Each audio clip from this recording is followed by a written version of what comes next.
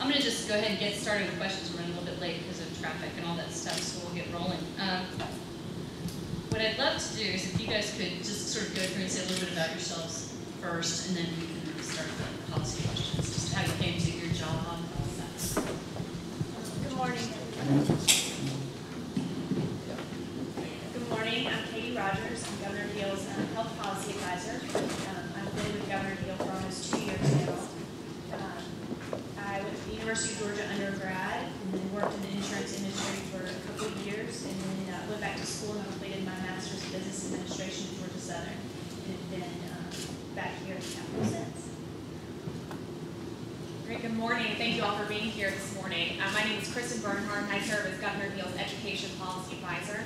In that role, I handle Governor Deal's P20 education policy, so pre-K and early learning all the way to higher education in our university system. I actually joined Governor Purdue's staff in 2009, and I worked as a policy coordinator right as the state was beginning to develop our Race to the Top application, which of course was an unprecedented effort to really drastically reform Georgia's K-12 schools with some implications across the P20. And I've been very fortunate to serve as Governor Deal's policy advisor in education, working specifically on the development of that grant and other education policy issues for the last 2 years. In my free time, I'm working on a law degree at Georgia State. My name's Thomas Worthy. I'm originally from Carrollton, Georgia. Went to undergrad at Washington Lee University in Lexington, Virginia. Worked on the staff of the late Congressman Charlie Norwood for 2 years after graduation from college. I then received my law degree from the University of Virginia School of Law. Was in private practice in Birmingham, Alabama for about 14 months before joining Governor Deal's team in September of 2011. I joined his team as Public Safety Policy Advisor, and I became Deputy Executive Counsel about a year ago, July of last year. Thank you. The first question, I just want each of you to take a moment to say what you consider to be the most successful parts of Governor Deal's agenda for kids of the last session. I know your answer. Yes, I'll start with that one. Is Greg Bluestein still here? Did you bring your PolitiFact with you? Because last year at this panel, I made the statement that Governor Deal would sign a juvenile code rewrite and a juvenile justice reform package, which he did 2 weeks ago, and I think that is beyond a doubt his greatest achievement for children this year, and it couldn't have happened with everyone in here, and I'm very proud that I would get a true rating on that statement.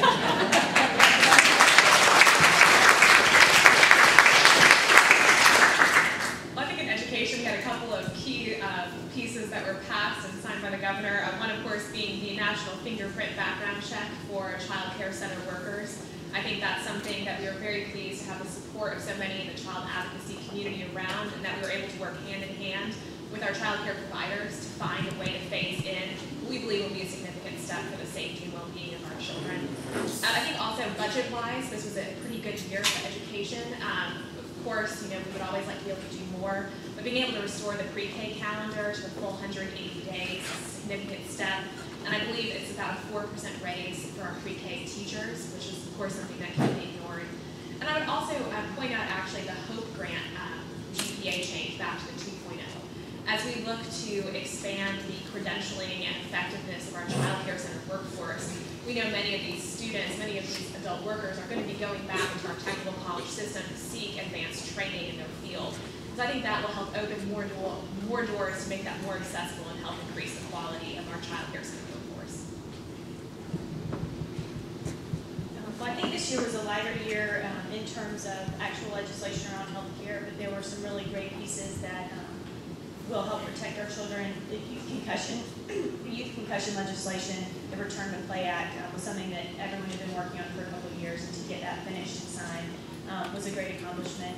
And then there was also 2 bills, one that would require CPR education in high schools, and one that allows schools to stop EpiPens. And while those instances may be few and far between where those things are needed, that saves just one child's life or a teacher's life, and those are going to be worth it. So I also think that the SD, the hospital provider, can be specific. I don't know if you think that, but I would think that's it. It's for every question. it is. If it's not juvenile code, it's the answer regardless. Were there any disappointments in terms of children's policy for you guys? Things that you were hoping would happen or hope will happen next year? Haven't thought of any yet? Well, that's pretty astounding. Good. What do you think is the hardest part about negotiating state-level legislation? I think one of the hardest things is there's, in each piece of legislation or in each policy idea, there's so many different sides of everything, and trying to work with an idea that may be a good idea, but has large budget implications with the state that our budget's in, and trying to implement things that are feasible and we can actually see results in, that, measuring out good policy ideas that match with the budget always tends to be the hardest thing for us. Yes, I would echo Katie's comments. Again, as someone who joined the governor's team in 2009, I dream of the day where someday we're going to have this unlimited pot of money, or at least a pot of money to spend on great new policy ideas and initiatives. But instead, it's just a reshuffling of the debt each year right now. So we can have all these great ideas, but if the fiscal impact is too great, or if there is a fiscal impact in some cases, it's just a non-starter. So it makes it very difficult, I think. I think we're also really blessed to work for someone who is very collaborative and sets that tone for his whole staff. I see so many people in the audience that I know from working with you on legislative priorities, and I think that's something that the governor really sets as his tone with the legislature itself, is just that collaboration, that the door is always open for us, and we are always willing to listen to ideas and try to work with groups, whether they're legislators or advocates, to try and make the best thing possible. I think I'm going to answer that question by pointing to a success, and I think that one of the biggest challenges that you can always find during the session is time. The second that gavel falls on opening day, that building up there becomes a pressure cooker, and I think that you see the success on HB 242 as well as all these other justice reform and reinvestment bills.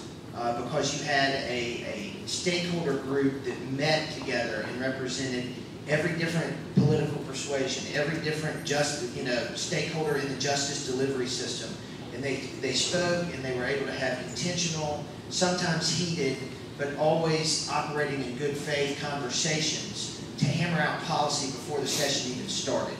And I think that's really where you found that success there, because they, came to common ground before entering, that high-stress, rapid pace of the session. Very good. How much influence does the governor and do you guys have on federal policy? I mean, I think the sequester is sort of on everybody's mind, and I'm just curious to hear how engaged that is. Sure. Well, I think federal policy certainly plays a big effect on education policy. Of course, one of the big ways is that is through funding, which things like sequester certainly play a part into. And things like Race to the Top, where there are applications that allow the states to define their own policy priorities, their own plans for how they want to accomplish their objectives, and the opportunity to be rewarded for that. I think a big piece for us as well is that Governor Deal chairs the Education Policy Subcommittee of the Republican Governors Association. And so we're always interested in working with other governors to help advance views on what education policy should look like at the federal level across others. I think another thing that Governor Deal has certainly been interested in since he took office was the possibility of working more closely with Head Start, especially around our 4-year-old population. So I think that remains a continued interest for us, and of course something we would have to work very closely with the federal government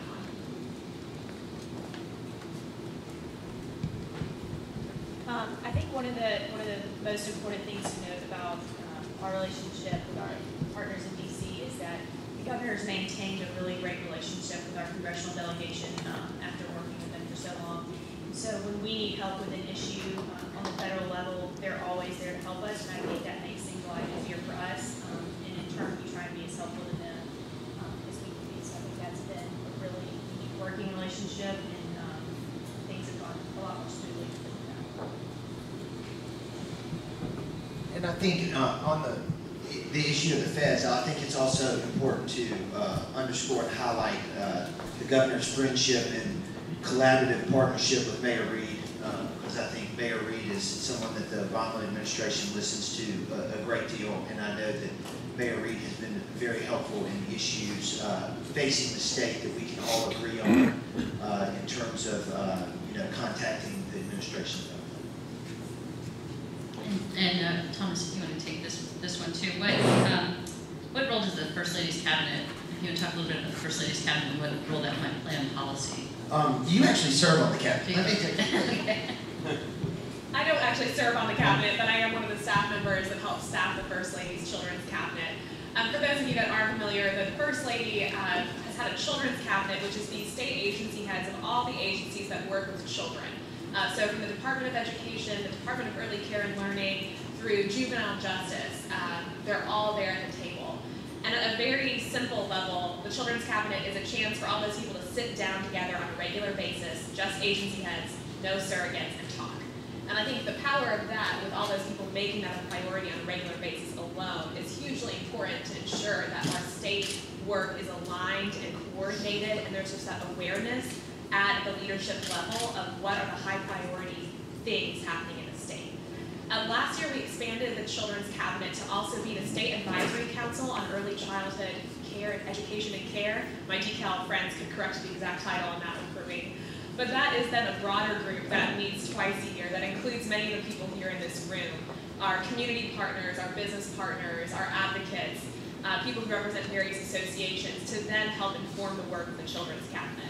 Because again, it's great for us to have these wonderful ideas at the state level, but if we're not communicating them out to those of you who have a much broader reach, we're never going to be as successful as we could be. So the Children's Cabinet serves as that place for state level agency alignment, and then as a powerful communication tool out to the groups that actually work with the populations we're interested in. We've had a number of successful campaigns come through the Children's Cabinet, like the Safe Sleep campaign, a variety of public awareness pieces that were really helping us get a much broader impact than we could have with just us, working in the Twin Towers and the Capitol alone. So the First Lady's work there, of course, she's been our tireless advocate for children all across the state. And she actually just completed last week her tour visiting every single school system and reading to them in every single school system in the state of Georgia she has now visited. So that was a pretty big accomplishment, and she was focusing particularly on our earliest learners. So it just makes sense for this First Lady's Children's Cabinet to be the place for this work for us. I don't know, Katie, do you have anything you want to add on the health initiatives of the Children's Cabinet? Okay. Okay, and I'm going to ask one more, and then I'm going to have a couple that I'm just going to say at the end because it seems more appropriate. But are there any issues on the plate coming up for next session that you guys know right off the top of your head?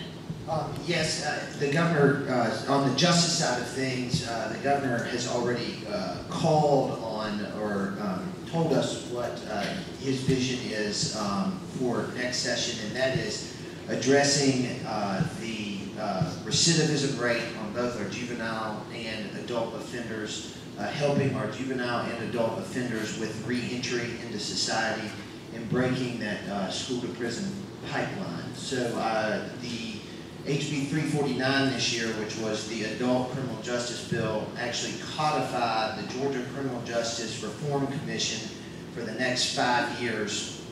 And that commission, you will see them this year taking up re-entry, recidivism, school-to-prison pipeline issues, and coming up with some legislation to address that.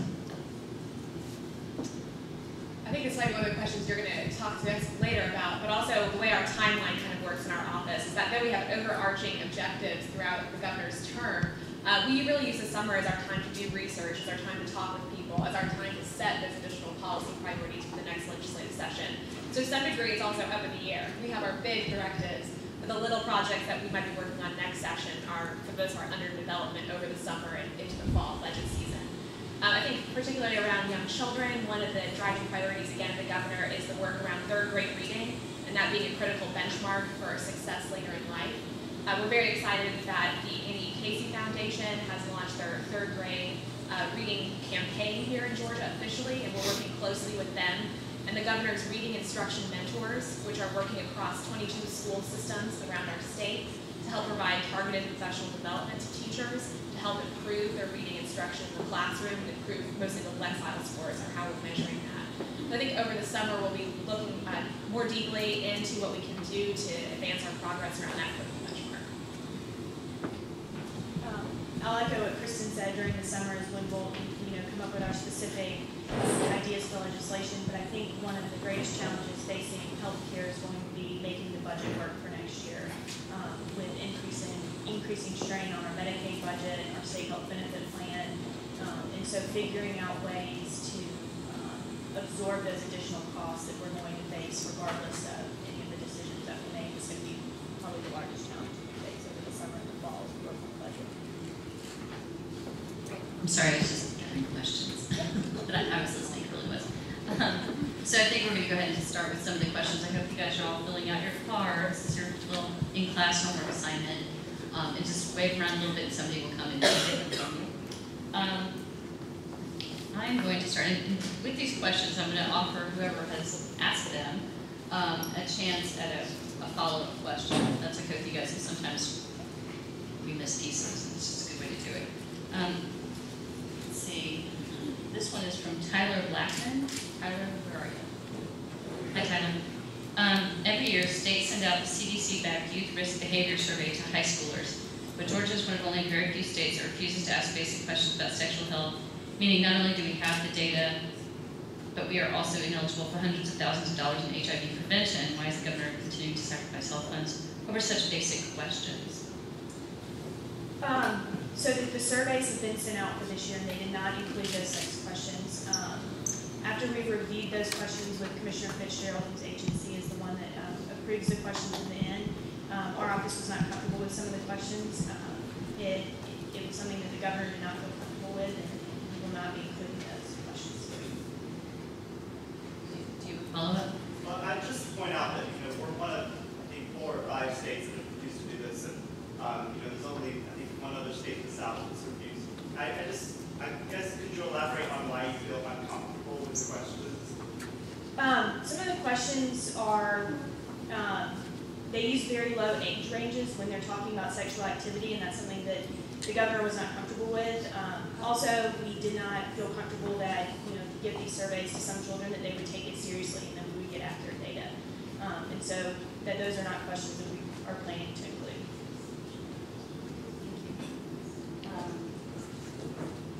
Got one here on juvenile justice. This one does not have a name on it, so it's from anonymous. It says, with the juvenile code rewrite that calls for evidence-based programs, who will determine and assess which programs meet the evidence-based definition? What process will be used to assess programs? We actually have the co-chair of the incentive funding committee here, Joe Mignani. The governor has appointed 9 individuals to the Juvenile Justice Incentive Funding Committee, which is to pass out and allocate that $5 million. It's actually $6 million with $5 million in state appropriated funds, $1 million in federal appropriated funds. And those, we're very, very proud of that committee and the membership that is on that committee. Very, very accomplished people in that field and very, very experienced people in the field of juvenile justice. They will be responsible for evaluating programs to receive and determining who receives funding. They are receiving technical assistance from the Annie Casey Foundation, from the Carl Vinson Institute of Government. So they are having a lot of outside nonprofits come in and assist them, but ultimately the decision will be based on the decision will rest with those committee members as to what programs get funded and what programs don't.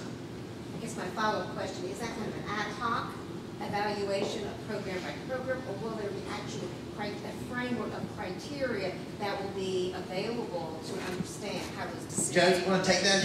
Sure. The RFP for both Criminal Justice Coordinating Council and my office, Governor's Office for Children and Families, specifies the list that you should choose from. And I'm more than happy to sit down and talk with anybody about what that list is and what that means. So feel free to reach out to me or my office. Also, we have the benefit of having one of our committee members here as well, the Commissioner of the Department of Juvenile Justice, who's also pledged his agency's resources in support of these efforts. So we're real excited about the effort. And if you have questions about what evidence-based means, it's listed in the RFP, and I'm more than happy to provide follow-up information. I think Joe or a designee will be on our next Georgia Camp panel talking about community-based services, and I'm sure that will be a part of the whole conversation. I was going to advertise that at the end, so I'm just giving a little plug now. Let's see, let's do a education one. Kristin, you. Please talk about longitudinal data system project at DOE. RE, Bob Swissum team. Bob Swissum from team. my client. So the longitudinal data system that the Department of Education is building is a great tool for educators and for school district level staff and eventually parents and students to get real-time information about how their students are doing. Basically, school systems have collected data for a long time on students, but most of the time they don't have the resources to store that, and so they've relegated to what Bob refers to as the vault, paper files in the basement. So if you're a 7th grade teacher and you're getting a new class in August, if you wanted to find out what was the attendance rate of the students in that class from last year, you would have to walk down into the vault, pull individual paper files, maybe 1 or 2 at a time, enter them into your own spreadsheet, compile that, and then try and make sense of it. And so what Bob's team has been able to do is to pull that together and to allow a teacher to access that online. Now, this is, of course, only state-level data sharing. These are only districts to districts. There is no data sharing with the federal government or any of those things that you might have been hearing about recently. This is only a resource right now for teachers and school district level staff on pertinent educational data. Now, what's great about this as well is it's going to allow students who transfer from district to district to have their records follow them. I know, for example, when I moved into Georgia schools, it took several weeks for my school records to follow me. Again, that paper file moving. So now, if you're a student who moves mid-year, those records will follow you from one Georgia school district to the next, so that your teachers can have access to your attendance record, your past CRCT scores, etc. And that'll just be a great resource. And eventually, it's going to be built out so that if a parent wants to be able to access that information, they'll be able to get into that as well. And so Bob's team over the Department of Education is doing a great job building this resource link for teachers, for parents, and for educators across the state. Mike, do you want to follow up? When might it roll out to parents? I do not have the timeline in front of me for that, and I don't want to give you the incorrect date. For some reason, though, 2014 is in my mind. But if you go to the Department of Education's website, they have a plan that lists out each year what additional resources are going to roll out. So that's all available, and so far they've hit every mark on their timeline. So keep an eye out for that, for sure. Great. This next one's on Medicaid, of course. This is from Sharon Hill. It's right over here. Are there any new creative ideas to allow Georgia to participate in Medicaid expansion while still responding to the governor's concern about the cost to the state over time? Currently, our decision to not expand Medicaid is still stands. However, our Office of Planning and Budget and the Governor's Office and the Department of Insurance, along with DCH, we are reworking the numbers. We're looking at different models, like the Arkansas model, and so we're never going to stop looking. Just saying no and not looking at all the options is not what we're going to do. So our Office of Planning and Budget and DCH is working very hard on new projections and looking at the new plans that are coming out and seeing if those are options in Georgia. And so as we develop those projections, we'll be able to evaluate those fully to see if any of those could possibly work for our population as well. Do you follow? Yes, thank you. Is there any thought around combining Medicaid expansion with the desire to reduce recidivism and bring in our criminal justice reform? Another jurisdiction in Illinois has used or is talking about using Medicaid expansion to pay for mental health and substance abuse treatment to help expand accountability courts. It's a really creative way to put these two objectives and goals of the governor together, and I wondered if there's been any thought about that. I think the governor is very clear on his position that the state cannot afford to expand Medicaid. I do think that Katie is absolutely correct that the governor's team, as well as other constitutional officers around the state, are tirelessly looking for other options, and I think that the tie-in with mental health and recidivism is exactly what the Criminal Justice Reform Commission intends to be looking at. And that I expect for the governor to have those appointments to that commission, very, very shortly and very, very soon, because it's time for them to get back to work. Okay, this one, I don't know which one of you guys wants to answer this, but this one's from Pinky Miller. Thank you, Gloria. Oh, there she is. Sorry, Pinky. The population served by the new Juvenile Justice Code are vulnerable and disconnected youth who often lack supervision or structured activities. Are there any prospects for beefing up quality and quantity of after-school programs? Yes, and I think that ties in directly with this incentive funding pilot project that's out there with the $6 million that counties have the opportunities to apply for. You know, the only requirement of the code is that they're evidence-based. They can be treatment options, they can be after-school options, they can be a lot of different programs, and we are quite aware that those play such a key and vital part of, you know, diverting folks on the front end, as well as giving people that are already in the system different alternatives. So not only do I think it's a yes, it's a definite yes that we expect to see systems and programs like that expand with some of this money. I think we've also been really pleased with the work of the Georgia After School Investment Council in improving the quality and aligning the programs that are out there with some of the governor's key objectives. So I think there's definitely space and the funding available for that. We've been very encouraged by what we've seen in that space overall. I'm going to just go ahead and ask you a real quick one. Kristin, how do English language learners factor into the administration's literate by third grade plans? And this is from Matthew George, who, where are you, over there? Great. Well, part of the work that we're doing at the Andy Casey Foundation includes a subgroup specifically on English language learners to do a sort of a stock take about where we are statewide, about the services we offer to those students. The Atlanta Speech School is the one who's sort of spearheading this effort around the English language learner population and what else we can be doing in that area to help those students meet that benchmark. I think we've been really encouraged by some of the models that local school districts have taken, especially around shared classrooms, so where you might have a blended classroom model where second and third graders are learning the third grade standards together and using that as a catch-up year. So I think there are a lot of innovative approaches out there, and we're really excited about what the work of the speech school might be leading us towards so that we can have a more concentrated effort in that space. Do you have a follow-up? No, I appreciate that. And Lynn, McKinney had a similar question. Do you have a follow-up? No, you answered it. You worked with the speech school. Well, one follow-up is that I know you're going to be going around to each of the schools and sort of be mentors to the teachers. Are you also going to be working with the universities and colleges so that the teachers come out of school using this new innovative method to teach reading?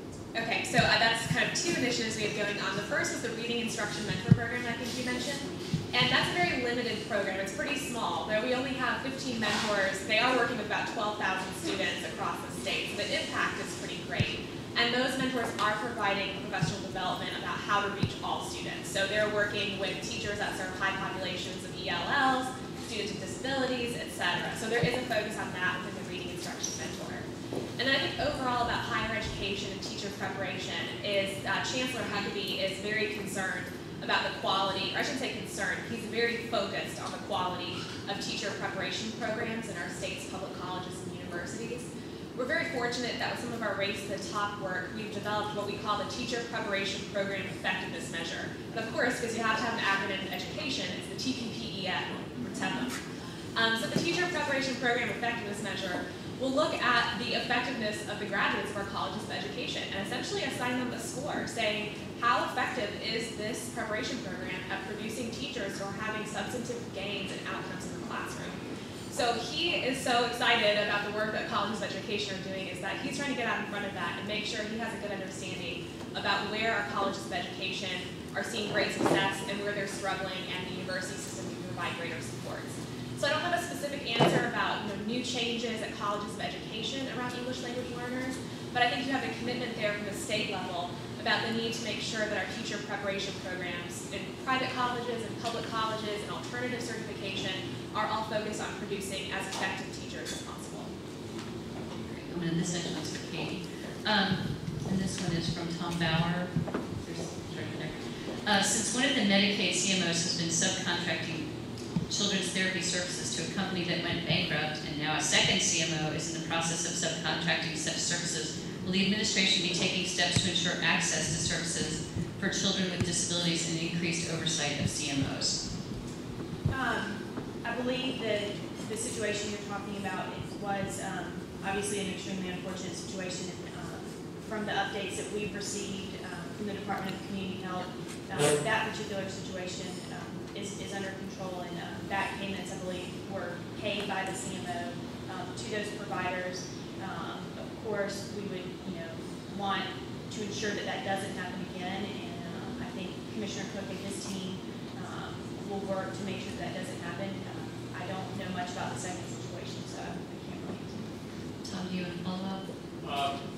Yeah, just real briefly, because there were two components, I guess. One, and this is not to bash the first CMO, they did it, you said, and they negotiated in very good faith, but we are concerned that the new contract or subcontracting process is both going to result in a lot of reduction in rates, which is going to affect network providers and access to services, and also transition from one provider to another, which was a problem in the other situation.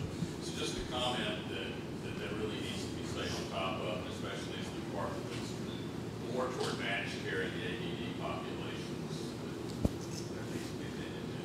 Thank you. And what I would encourage providers to do is, if there is a problem, let us know, let DCH know as soon as possible, and with multiple channels working to solve the problem, hopefully we can prevent it from compounding to the level it did with the first incident. But those are things that we will continue to work on, and we would love to work with you on suggestions and how we can help fix that. I don't know who wants to answer this, but I'm going to throw it out there. This is from Kathy Floyd, who's there. Given the budget challenges, does the governor have a position on the Senate Majority Leader's tax proposals to cap state income taxes? And it doesn't sound like a child-related question, but since children get a lot of state services, kind of is. We don't know. Is there a follow-up? I gotta love this three-word answer. Let's see. So many good questions here. Okay, this one, let's see. Georgia's settlement with the U.S. Department of Justice has been important to creating adult services in our communities for mental health treatment, significantly reducing the need for expensive hospital care. Is there any interest in developing systems community services, I'm reading this literally, for children with mental health conditions? Community service boards, safety net for mental health, serve very few children. And this is from Anita. And Anita, I know you, I can never say your last name. Who would like to take that one? Well, I can take a stab at it. The Department of Justice settlement, as most of you know, is an extremely large commitment by the state. There's a lot of financial implications to it, and as we work through that settlement agreement, we've seen great successes. We've seen issues that we're trying to work out and that we're learning from the beginning until this year that have improved. And I think as we continue to work through that settlement and see how the pieces of bringing people back into the community and growing community services, how we can incorporate that to serve more children would be something that the department would be interested in reviewing. I know the main focus right now is completing all the benchmarks and guidelines of that settlement agreement. Those are going to take a large portion of their budget, and so I think that is the department's priority is to get that settlement agreement finished in building out those adult services as we continue to go forward, looking into expanding into other areas. Nita? Yeah, we just recently had a meeting at the Carter Center and focused on children, and the CDC just issued their report that 1 in 5 children in Georgia have, and the U.S. have mental health conditions. And we have really lost our community services for children, and they are at great risk. And it's a very difficult problem because it's across all the agencies, education, juvenile justice. And the juvenile justice reform is really helping the adolescents with the younger children, and there are many with mental health conditions, it's really a travesty that they don't get help early, and it means that down the road they're going to cost more, they're going to lose their lives, they're not going to graduate. It's really important for us to not shove it aside for the settlement. So I was just poking you really with that question, hoping you'd think about it. Maybe just some sort of look at it from the Medicaid CMO and how we might structure that to make sure these kids get caught up in a community system. I think two things to add to that is with the settlement agreement, we're going to be able to build that community infrastructure, and the department is putting forth the funds to build infrastructures and communities for services, and so it would be our hope, and I know the department's hope, that those services would serve both adults and children. And I think the other positive thing is the collaboration across agencies, and I think that shows with the Department of Juvenile Justice working with our office and Department of Education and DECAL, and because those agencies can continue to work together and collaborate, then we can use our funds the most effectively to serve those children.